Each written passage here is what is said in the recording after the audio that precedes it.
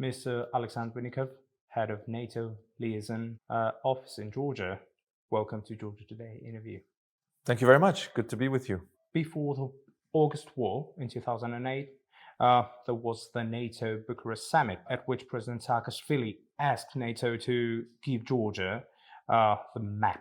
In response, we received rejection. And the war at the end of the day. Do you consider that this decision was a mistake? Well, I think it's important to remember that a membership action plan, or MAP, is not the same as membership.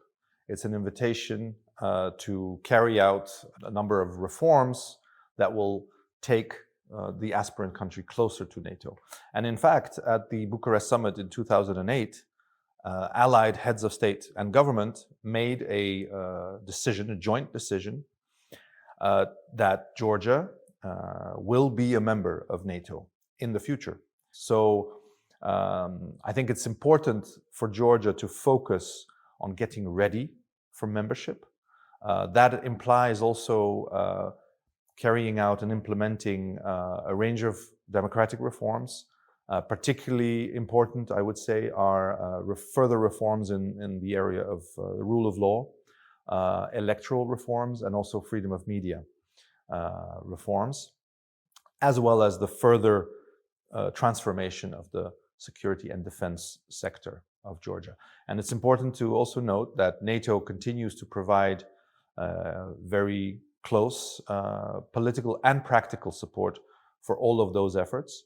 And the support that NATO provides was further enhanced at the Madrid summit, and we are now in the process of implementing those decisions. You said Georgia must prepare for membership. Does it mean that we must not wait for MAP? Well, in the Bucharest summit decision, you will have seen that the MAP is an integral part of the process of becoming a member. However, we consider that Georgia currently already has all the tools at its disposal in order to make progress and get closer to NATO. I already mentioned the annual national program, which actually covers the same areas that a MAP does. MAP remains a political decision to be taken by all NATO allies by consensus. We saw in the cases of Finland and Sweden, for example, that their application for membership was endorsed very quickly with a political decision because they were fully ready and they did not need to carry out any significant reforms because they were long-established democracies and EU member states, etc. 14 years since Bucharest summit. What were the obstacles? How come the country didn't manage to fulfill those reforms, those requirements? Well, I think Georgia has carried out an impressive range of reforms. I would say particularly when it comes to the defense forces, also the wider security sector. However, more needs to be done. And I would say, I would highlight in particular the issue of democratic oversight of the security sector institutions. There's still more that should be done in order to align the Georgian system with the principles that NATO member states have. So there's still work to be done, and we encourage Georgia to find again the momentum of reforms, which has been somewhat reduced, I would say, in the last couple of years. So we are encouraging our partners to get back to that high tempo of reform implementation. I won't name any NATO member countries specifically, but we all know those ones who do not fill the requirements NATO proposes to fulfill. Isn't this a double standard to ask us to fulfill those standards and they are not fulfilling? Well, I think it's important to remember that NATO ultimately is an alliance of values. So all of our allies share the values upon which the organization was founded back in 1949.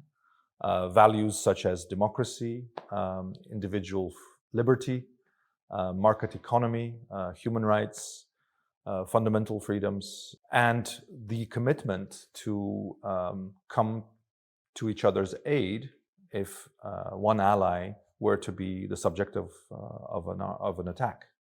Any country wishing to join the alliance has to be able and willing to fulfill the commitments of the Washington Treaty. But ultimately, any decision on membership, as I already said, remains a fundamentally political decision. It's about allies deciding by consensus whether a country joining the alliance will ultimately strengthen the alliance's collective security, because that is the main purpose of NATO. It's a defensive alliance which seeks to protect the security and safety of our populations, of over 1 billion people currently living on NATO territory. In those three answers you gave to my three questions, you underline that we need democratic reforms. Georgians have this view that NATO is for security of Georgia and EU is for democracy and economic improvement and strengthening. How come NATO is asking for the same things? Then what's the difference? Of course, there are differences. We each have our own role to play, but I think ultimately we are based on we share the same values. We share, of course, many of the same member states, as you know. And that is why I think the requirements for acceding to both organizations in some ways overlap. There are many similarities, and you're right. And that is why also it should be seen as an encouragement, I think, by our Georgian partners, because making progress in the areas that I mentioned, the areas of reform, it will make your country stronger and it will get you closer to both NATO and I think also to EU membership. Unlike Ukraine, Georgia is a small and, let's be clear, vulnerable to Russian aggression, possibly at any given moment. Don't you think that NATO has to accelerate the process of arming Georgia as soon as possible? At the Madrid summit, we took historic decisions. Our leaders took historic decisions to proceed with the biggest strengthening of NATO's defense posture since the end of the Cold War, with many more troops specifically in the eastern part of the alliance, and rapid reaction forces that were also significantly enhanced. The support to Ukraine was once again reconfirmed, and our leaders said that they would continue to support Ukraine for as long as it takes to ensure that Ukraine can prevail its defensive actions against aggression, to defend its own sovereignty and territorial integrity.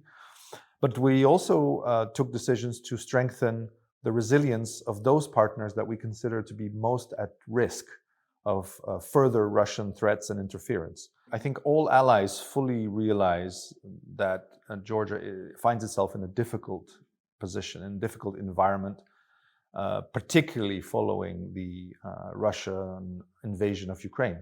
Clearly, this is recognized. And I believe that is why allied leaders decided to step up their political and their practical support to Georgia as a recognition of this fact. I would note, your question includes a question about armaments. NATO as an organization doesn't own armaments. These are national assets. So any decisions on supplying armaments are national decisions for allies to take bilaterally. So we should consider that some people in Georgia get it wrong, that NATO itself has to arm anyone. Yes, I mean, technically, these are NATO allies that have those assets and have those capabilities, not NATO itself as an organization. But I would encourage Georgia to focus on strengthening its defense forces further. And we are helping Georgia with that. We are in close dialogue with the Georgian authorities about their needs. So we can adjust and tailor the decision that was made in Madrid and translate that into concrete deliverables, into a concrete action plan of assistance and support. And that is what we are doing now. So we are fully committed to strengthening Georgia's capabilities in that regard. But I wouldn't want to speculate on possible future actions to be decided by allies, because that is their prerogative. Mr. Alexander Vinnikov, it was one of the most interesting interviews I've ever had. Thank you so much. That's very nice to hear. Thank you.